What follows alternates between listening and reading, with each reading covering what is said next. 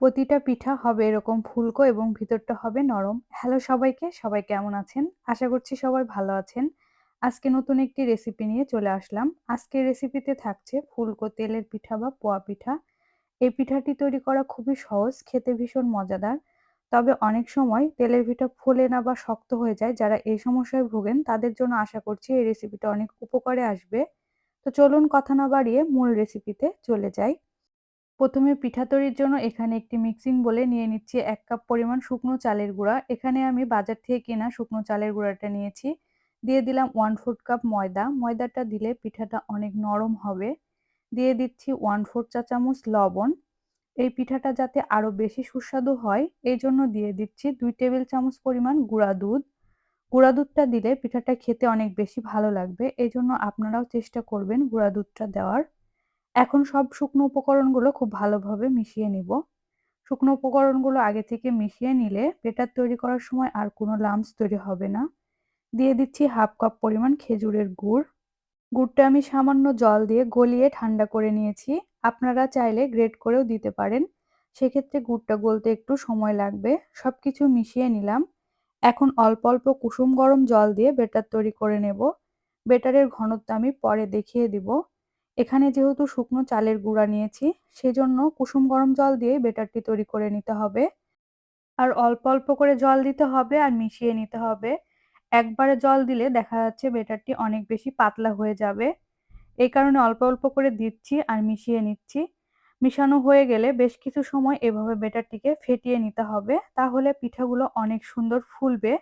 তো আমি বেশ কিছু সময় ফেটিয়ে নেওয়ার পরে এখনো ব্যাটারটি তৈরি হয়ে গেছে। আমি ২০ মিনিটের জন্য ঢেকে এক সাইডে রেখে দিব। ২০ মিনিট পরে ফিরে আসলাম। ব্যাটারটি ঢেকে ২০ মিনিট রেস্টে রাখার ফলে চালের গুঁড়াগুলো ফুলে ব্যাটারটি পারফেক্ট ঘনত্বের তৈরি হয়ে গেছে। এখন আমি আরো বেশ কিছু সময় ফেটিয়ে নেব। ব্যাটারটিকে যত বেশি ফেটিয়ে নেওয়া হবে, তেলের পিঠাগুলো তত বেশি ফুলকো হবে। ব্যাটারের ঘনত্ব আপনারা ভিডিও দেখে হয়তো বুঝতে পারছেন। ঠিক এমন ঘনত্বের একটি ব্যাটার তৈরি করলে তেলের পিঠাগুলো অনেক বেশি ফুলকো হবে এবং ভিতরটা হবে অনেক বেশি নরম। এখন পিঠাগুলো ভেজে নেব। পিঠা ভেজে নেওয়ার জন্য আমি আগে থেকেই প্যানে তেল গরম করে নিয়েছি আর এই পিঠাটি ডুবো তেলে ভাজতে হবে। এজন্য তেলের পরিমাণ একটু বেশি লাগবে এবং ডিপ কড়াই বা এরকম ডিপ প্যানে তেল গরম দিতে হবে। দেখুন পিঠা দেওয়ার সাথে সাথে তেলের উপরে একা একাই ভেসে উঠছে। প্রত্যেকটা পিঠাই কিন্তু এরকম ফুলবে এবং একা একাই তেলের উপরে ভেসে উঠবে। পিঠা দেওয়ার আগে প্রতিবার ব্যাটারটি ভালোভাবে মিশিয়ে নিতে হবে এবং তেলটি খুব ভালোভাবে গরম করতে হবে। এ পর্যায়ে আমি চুলার আঁচ মিডিয়াম টু হাই হিটে রেখে পিঠাটি উল্টে পাল্টে আমার পছন্দ মতো কালার করে ভেজে নিলাম। আপনারা আপনাদের পছন্দ মতো কালার করে ভেজে নিবেন।